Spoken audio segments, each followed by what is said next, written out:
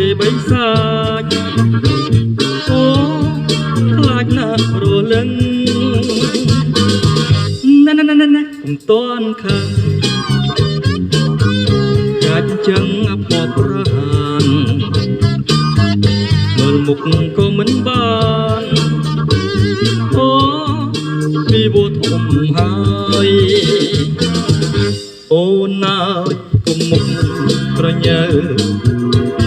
សាច់ប្រាក់លើស្រីឬមួយគិតថាមិនយកទេប្តី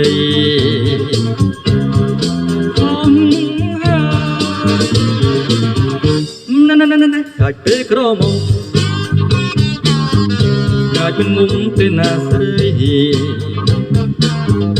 ប្រយ័ត្នពេលមានប្តីអូស្រីខ្លាចប្តីវិញទេ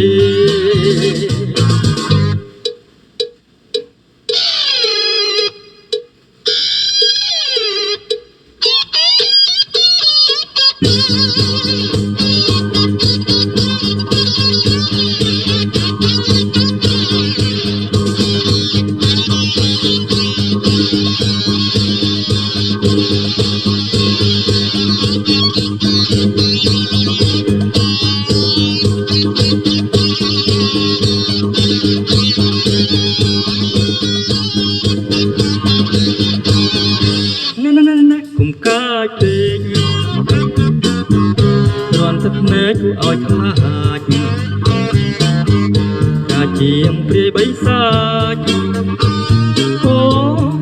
ខ្លាចណាស់ប្រលឹងកុំតន់ខឹងកាច់ចឹងអភ័ព្វប្រានមើលមុខក៏មិនបានអូពីវធំហើយអូនណាគុំមុខក្រញើ